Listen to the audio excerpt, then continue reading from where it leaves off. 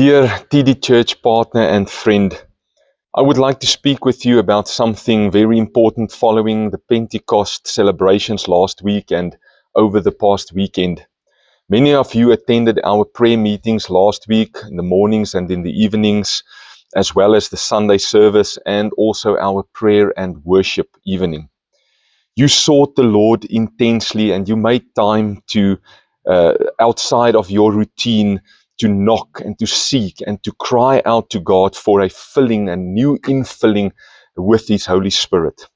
Many of you also experienced being filled with the Holy Spirit then in various ways. There were people who were filled and who spoke in heavenly languages.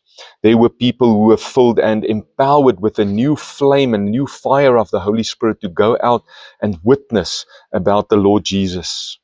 Others could not stop crying, perhaps out of gratitude or perhaps because the Holy Spirit worked deep inside of you and touched some place that needed healing.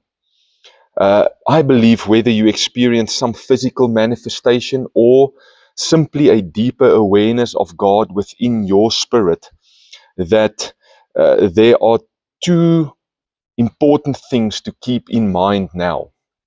The first is that you should continue to fan the flame that has been lit in you, maybe for the first time or maybe just reignited. You must fan that flame. 2 Timothy 1 verse 6, Paul says to his young disciple Timothy that he must fan into flame the gift that God gave him when people laid their hands upon him. Another translation says, stir up the gift of God within you.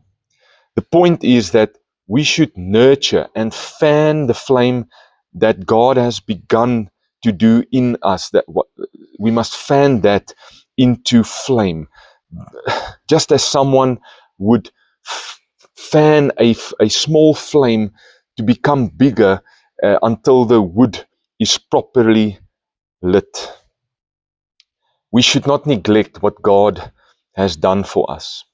This does not mean that we pursue manifestations, emotions, or feelings, although these are part of the experience of being filled with the Holy Spirit. What it does mean is that we will be intentional now. What does this look like? Ask the Holy Spirit to lead you and to speak to you. Spend time daily in prayer and in reading your Bible. Ask Him to fill you up every day, to keep you full. Spend time in worship with God. Select a worship playlist and just play worship music and spend time worshiping God in your room or in your living room or wherever you have space and time to do that. Talk to the Holy Spirit throughout the day. He is with you to teach you and to strengthen you and to guide you. Do not simply continue as before. That is to neglect what God has done in you. Be intentional. Secondly, also very important now, is that you should be aware of the ripple effect of what you have experienced on other people around you. People around you may not understand if you are now overflowing with peace and with joy and with love. They may think that you are strange. So be ready to explain what you have experienced. Explain that you are filled with the Holy Spirit and that this is the effect, the overflow is that you are feeling this joy and this peace and this love towards them. Even if someone attacks you and says that this is all in your head or you know that you are weird, allow the Holy Spirit to lead you in love, to answer them in love, to simply testify of the fact that you have been filled, to act in wisdom without becoming argumentative or tearing others down or becoming proud and thinking that you are better than someone else.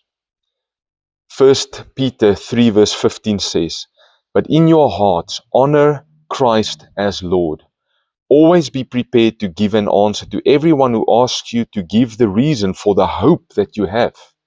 Yet do this with gentleness and respect. Keep a clear conscience, so that those who speak maliciously against you, against your good behavior in Christ, may be ashamed of their slander. So continue praying for those around you who might not understand this experience, that God may reveal himself to them as well, more fully, and draw them closer to him as well. So enjoy the abundance of the Holy Spirit, and may this remain the expected norm for each of us, not just now during Pentecost and because we have celebrated Pentecost now, but may this fullness of the Holy Spirit and this infilling of the Holy Spirit be the expected norm for each one of us. God bless you.